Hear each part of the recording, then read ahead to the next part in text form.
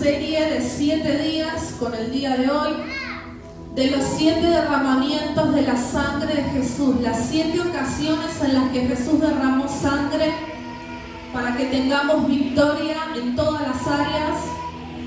Y hoy comenzamos con la primera ocasión en la que Jesús derramó su sangre. Y tal vez hablamos siempre de la cruz a nivel general. Sabemos que la cruz fue un sacrificio, una ofrenda de amor por la cual estamos en este lugar. Pero qué importante es saber que detrás de cada derramamiento hay un arma para nosotros los hijos de Dios. Entonces, yo te quiero compartir en esta primera ocasión en la que Jesús derramó sangre, que fue en el Getsemaní, el momento donde todo comenzó. Y dice Lucas 22:44, vamos a poner toda nuestra intención, no solo en entender esta palabra, vamos a poner nuestra intención en vivir esta palabra, en recibirla, en que nos sea revelada. Yo sé que tal vez uno puede decir, bueno, ya venimos, siempre hablamos de los derramamientos, ¿no? Pero una cosa es recibir información y otra cosa es recibir revelación. Entonces yo te quiero invitar a que vos pongas toda tu intención en que hoy el Señor te revele este primer derramamiento para que podamos recibir lo que hoy el Señor quiere volcar sobre nosotros. Amén. Dice Lucas 22:44, y estando en agonía, oraba más intensamente, y fue su sudor como grandes gotas de sangre que caían hasta la tierra. Y vemos un Jesús que no estábamos acostumbrados a ver en el Getsemaní, un Jesús que tenía miedo, que tenía angustia, un Jesús que él mismo expresa que se sentía angustiado hasta morir. Yo no sé si vos experimentaste alguna vez ese sentimiento tan horrible, tan terrible, de estar padeciendo una angustia tan grande, de sentir que te va a dar algo, parece que te va a explotar el corazón, la mente a causa de la angustia. Y aunque Jesús es Dios, pero en ese momento fue Dios hecho hombre, hecho ser humano, para poder entendernos y vivir las cosas que los seres humanos vivimos. Y así como tal vez vos en algún momento de tu vida lo sentiste, Jesús lo sintió en el Getsemaní, el sentimiento de una angustia hasta la muerte. Y dice, no, todo lo que Adán perdió en el huerto del Edén, Jesús tenía que recuperarlo en el Getsemaní. Toda la prosperidad que Adán tenía fue cambiada en pobreza. La enfermedad entró en lugar de la salud, la muerte entró en lugar de la vida, y toda la gloria que él disfrutaba se cambió por vergüenza. Entonces vemos un comparativo entre dos huertos. Adán lo perdió todo en el paraíso más hermoso que Dios había creado para él. Y teniendo todo, Adán todo lo perdió. Entonces, el huerto del Edén, que fue donde Adán perdió todo lo que Dios le había entregado, hace un comparativo con el huerto del Getsemaní, donde Jesús tenía que recuperar lo que habíamos perdido a través del primer hombre. Pero el precio era alto. Y dice, fue en el huerto del Getsemaní donde Jesús se entregó por completo a la tarea de redimir al hombre. Y dice, no, el Edén fue el lugar donde ocurrió la primera traición. Porque lo que sucedió con Adán y Eva fue una traición hacia Dios. Siempre lo vemos desde el lado del pecado, de la desobediencia, etc. Pero podemos ver en el huerto del Edén, en el episodio que todos conocemos, que fue la primera ocasión de traición que vemos en la palabra de Dios. Fue la traición del hombre hacia Dios. Es la tendencia que el ser humano tiene. Pero en el Getsemaní fue el lugar donde Jesús eligió ser fiel a su misión. Y esto para mí fue una revelación. Siempre hablamos de que en la cruz está la victoria, y es así. Pero ¿sabes dónde empezó la victoria? En ese huerto, cuando Jesús estaba con la frente en el suelo y el sudor se convirtió en sangre, porque científicamente se cree que se le reventaron algunas venitas de la frente. Entonces el sudor, el agua del sudor salió mezclado con sangre, y en esa angustia, en ese sentimiento de muerte, Jesús eligió ser fiel hasta lo último, y ahí se produjo la victoria. Cuando Jesús estaba en el Getsemaní y el Señor hizo la oración que todos conocemos: Señor, si es posible, pasa de mí esta copa. Pero en la frase siguiente obtuvo la victoria: pero que no se haga mi voluntad, sino la tuya. En esa frase el infierno ya estaba temblando, Jesús ya estaba conquistando la victoria. Todo lo siguiente que ocurrió era necesario que así sea, y cada derramamiento tiene un propósito, pero la victoria sucedió en el Getsemaní, donde Jesús decidió decir: aunque esto no es lo que quiero, voy a ser fiel a mi misión, a mi llamado, al propósito por el cual vine a esta tierra, hasta lo último, hasta lo que me cueste. Y ahí fue nuestra victoria. Fue su victoria y fue la nuestra. En el Getsemaní fue donde conquistó Jesús la victoria.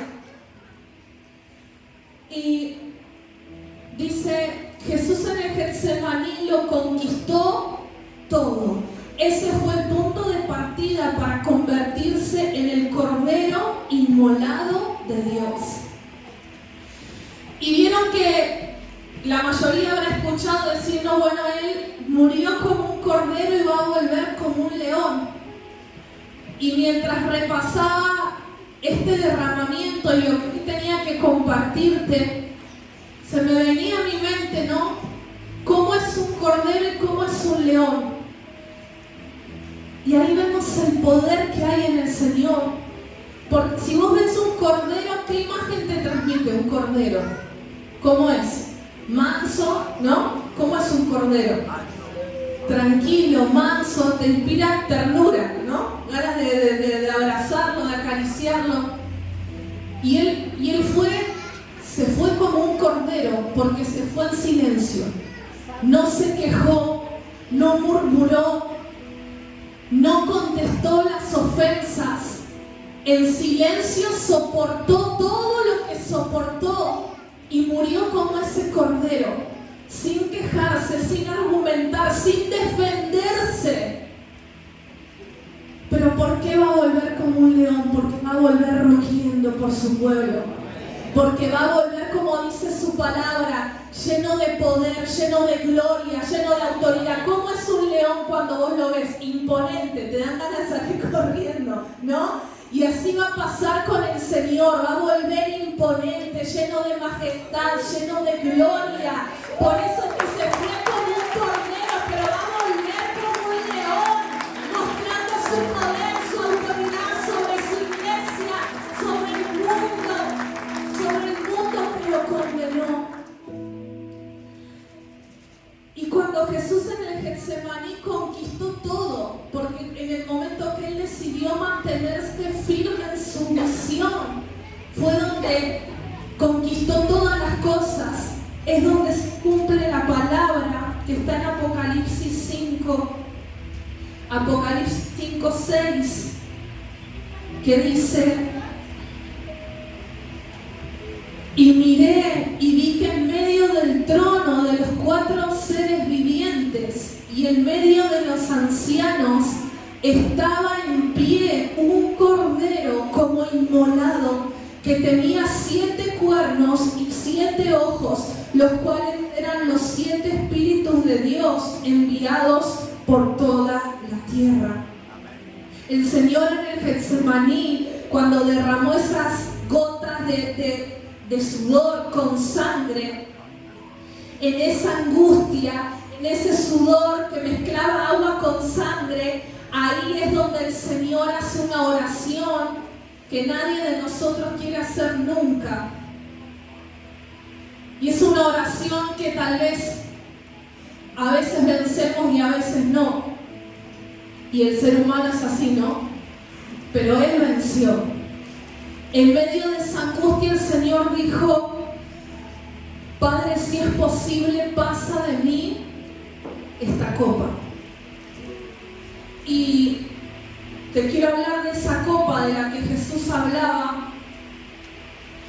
La copa que el Padre había preparado para Jesús era una donde estaba concentrada toda la maldición de la raza humana. Yo creo que nadie quiere beber de esa copa, ¿no? Nadie quiere beber de una copa amarga. ¿A qué le podríamos llamar hoy una copa amarga, no? Bueno, un mal momento, una adversidad, un tiempo de enfermedad, una pérdida, un tiempo de circunstancia. Eso hoy es para nosotros una copa de la que no queremos beber.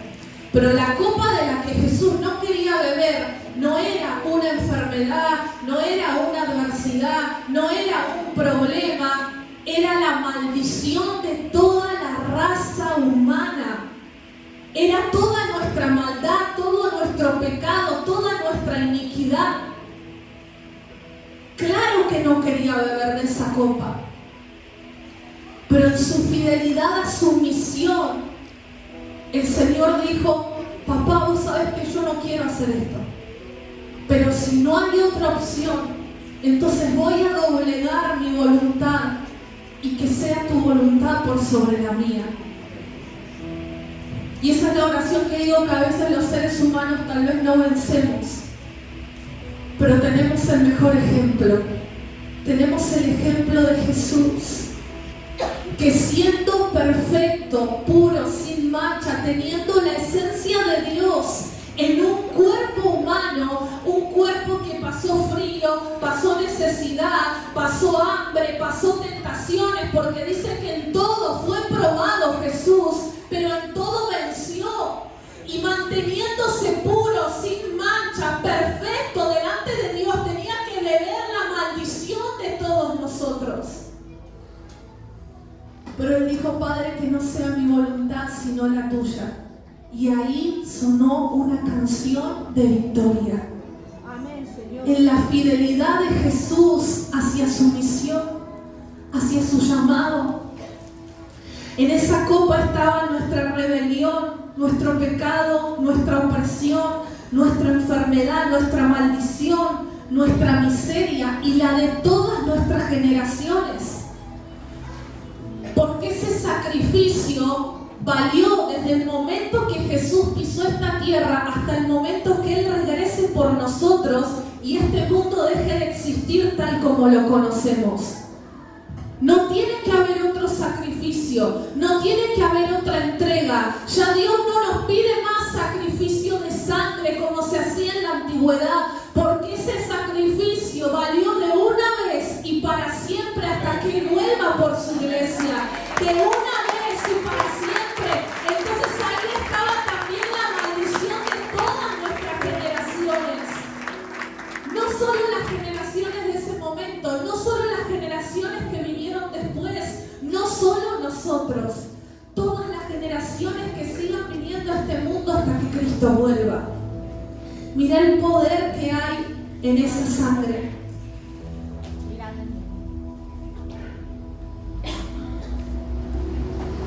¿Qué te causa esta imagen?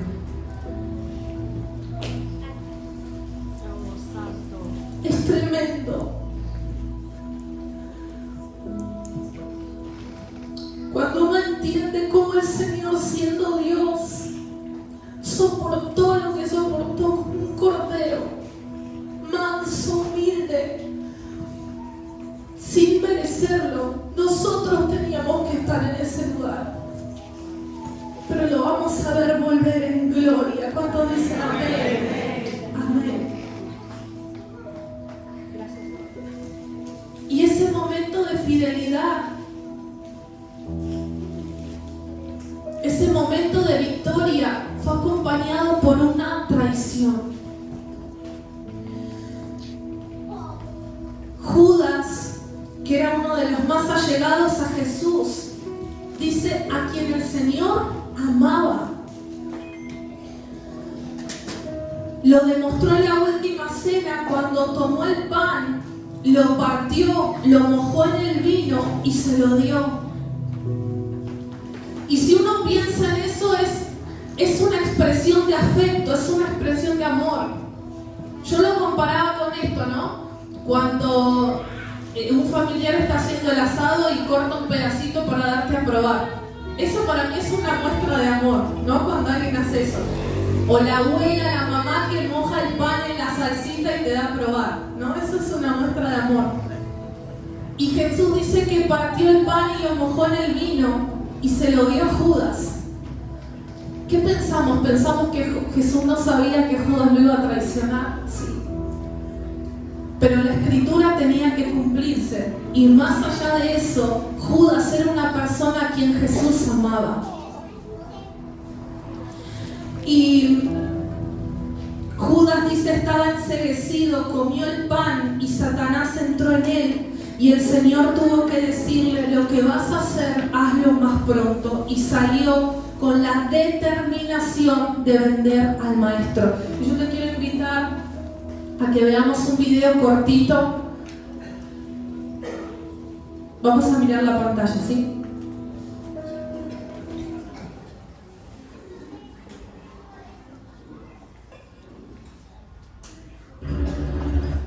El Hijo del Hombre será entregado en manos de los pecadores. Miren, mi traidor ya está aquí.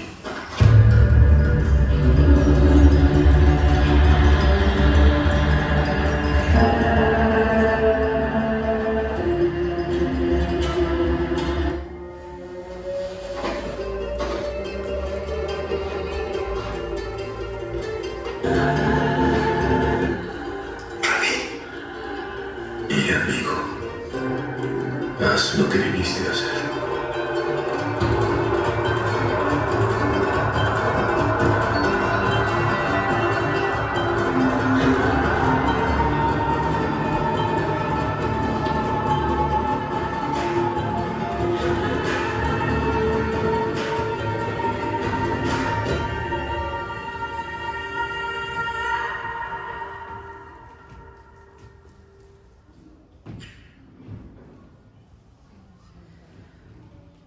Bueno, el beso de Judas, ¿no? Del que hablamos hasta el día de hoy. Estoy con visitante. Con un beso fue entregado el Señor por alguien a quien él consideraba su amigo. Y hablamos mucho, ¿no? De la traición de Judas. Se habla mucho después de su desenlace, de su final. Pero también hoy entendemos que era necesario que eso pase para que la Escritura se cumpliera. Era parte del plan. Porque también Jesús tenía que experimentar la traición como tal vez nosotros la experimentamos. Y creo que estamos de acuerdo cuando decimos que lo que uno considera traición siempre es de las personas que uno más ama. Porque tal vez si hay cosas que nos hacen otras personas que no están en nuestro círculo más cercano, a uno sí le molesta, ¿no? Lo enfada, pero no produce tanto dolor como cuando la herida viene de alguien que es de nuestro círculo, de alguien que amamos. Y la traición se ve en todas las esferas, se ve entre hermanos, se ve entre amigos, se ve en el ámbito político, se ve en todas las esferas, en todos los ámbitos de la vida y siempre deja heridas. Pero cuando uno ve al Maestro, el autor de la vida, siendo traicionado por uno de sus discípulos, comprende que hay una cura para aquellos que fueron heridos por la traición y es la sangre que fue producto de la angustia. Entonces, si hay heridas en nuestro corazón a esta noche, ¿no? En este momento al que llegamos todos los que estamos acá, la herida es como una enfermedad que nos va envenenando, que va trayendo amargura, se va apoderando de nuestro corazón, de nuestra forma de ver las cosas. Generalmente las personas que son más duras, ¿no?, difíciles de llegarle, son personas que han sido muy traicionadas y formaron esa gran coraza para no sentirse más heridos, porque la herida de la traición produce amargura, produce dolor y enferma el corazón. Pero dice, cuando vemos al maestro entendemos que él también tenía que pasar por eso, porque del producto de su angustia iba a salir el fruto, que es nuestra cura hoy. El fruto de su angustia es la sangre que hoy podemos clamar para que nuestro corazón sea sano. Así que llegaste hoy a este lugar con heridas, si hoy tu corazón está con amargura, con dolor, hoy vamos a clamar por esa cura sobre nosotros. Amén. Sí, Señor. Una sola gota de la sangre que brotó de la frente de Jesús en el Getsemaní se convirtió en la medicina para curar la herida producida por la deslealtad. Ahí penetra esa sangre, arranca la amargura, arranca el dolor, el desespero, la angustia y la miseria. Y el mayor ejemplo lo vemos en él, ¿no?, en el Señor. Lo describe el apóstol Pablo en Filipenses, cuando dice: haya pues en vosotros este sentir que hubo también en Cristo Jesús, el cual siendo en forma de Dios no estimó el ser igual a Dios como cosa a que aferrarse, sino que se despojó a sí mismo tomando forma de siervo, hecho semejante a los hombres, y estando en la condición de hombre se humilló a sí mismo, haciéndose obediente hasta la muerte y muerte de cruz. Santo Dios. Y ¿sabes dónde hay muchas? La esencia de Jesús es la humildad, ¿no? Es la fidelidad. Pero hay un momento donde lo vemos claro, algo puntual, donde uno ve hasta dónde llegó la fidelidad de Jesús hacia Dios y hacia su misión. Y lo vemos en Juan 7:18, es un versículo donde el Señor dice: el que habla por su propia cuenta, su propia gloria busca, pero el que busca la gloria del que lo envió, este es verdadero y no hay en él injusticia. Jesús nunca habló nada que no fueran las palabras de Dios, puntualmente. Y si nos fijamos y leemos la palabra y analizamos en todo lo que él hacía, decía que en todo él buscaba glorificar a su Padre que está en los cielos. Esa es la esencia de la fidelidad. Jesús fue Dios en un cuerpo humano. Podría hablar por sus propias palabras, podría hacer su propio plan, pero no, hasta en eso se sujetó. Fue sumiso al plan con el que Dios lo había enviado a la tierra, y lo deja claro Juan. Como decir, ninguna palabra yo voy a decir que no sea la que mi Padre me dio, porque la gloria no es para mí, la gloria es para Él. Siendo Dios, se puso en forma de siervo y se puso en actitud de servicio. A donde iba Él servía. Y en sus últimas horas Él lavó los pies de sus discípulos como máximo ejemplo de humildad. El corazón del Señor es la fidelidad. Él buscaba ser fiel a Dios, ser fiel a su misión hasta el último. Dice, al mirar a Jesús uno ve el mayor ejemplo de fidelidad, porque Él fue fiel, nosotros fuimos alcanzados. La redención de la humanidad se conquistó en el Getsemaní cuando Él decidió ser fiel. Y se cumple ahí también la palabra, ¿no? Por el pecado de un solo hombre todos fuimos condenados, pero por la fidelidad de un solo hombre todos fuimos redimidos. Cuando dicen amén, por la fidelidad de nuestro Señor hasta lo sumo.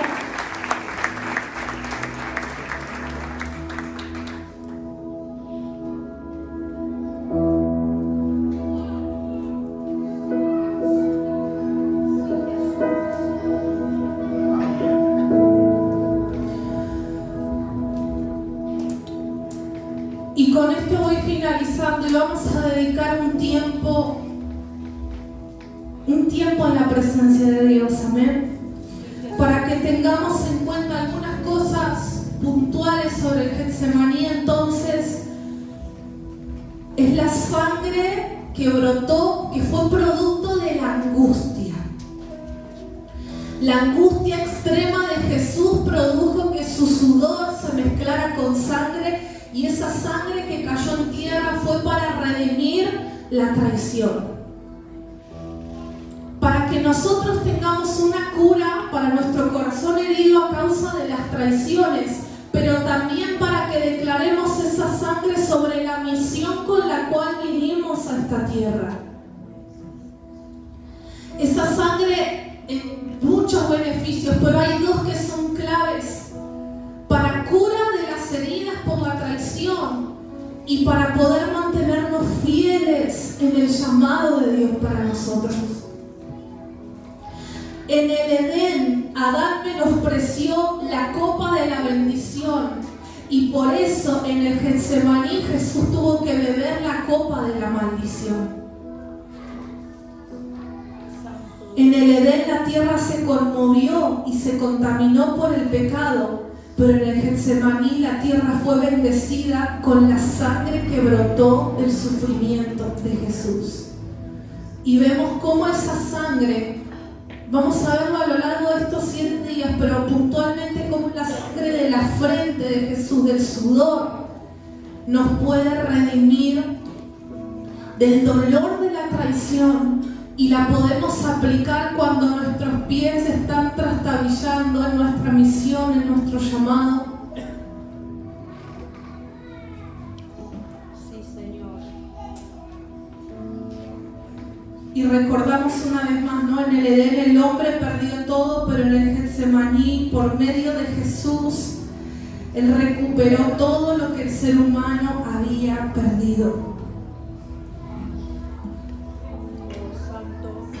Y la última gran diferencia que podemos ver es que Adán terminó bebiendo de la copa de la traición hacia Dios por ambición, porque la seducción fue ser como Dios. Comer este fruto, vas a tener su sabiduría, vas a ser como Él. Y mirá cómo Adán y Eva caen por eso. Pero Jesús, siendo Dios, dice, no lo tuvo como cosa a la que aferrarse, sino que dejó su título, dejó su corona, dejó su trono y vino a este mundo como un siervo y como un cordero a demostrarnos un ejemplo de humildad.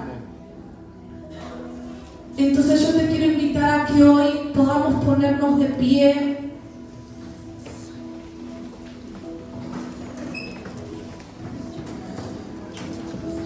y vivamos un tiempo en la presencia de Dios.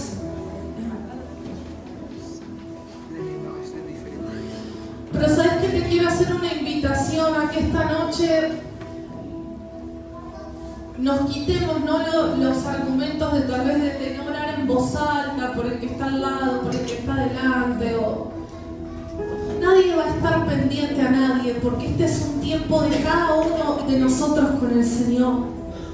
¿Sabes que esta noche hay oportunidad de sanidad y hay oportunidad de redención? Hay oportunidad de experimentar el poder de la sangre de Jesús. Y si vos querés vivirlo, yo quiero decirte, mi oración esta tarde era: Señor, esta casa es tuya, este pueblo es tuyo, solamente voy a comunicar tu palabra y el resto hacelo vos, Señor. No hay nada que yo pueda darte, todo lo hace el Señor. Yo simplemente te comunico su palabra, te comunico la verdad, porque esta es nuestra verdad, esta es la verdad del Señor. Y Él va a hacer el resto, si hay disposición en tu corazón esta noche. Así que yo te quiero invitar a que puedas entrar en la presencia de Dios.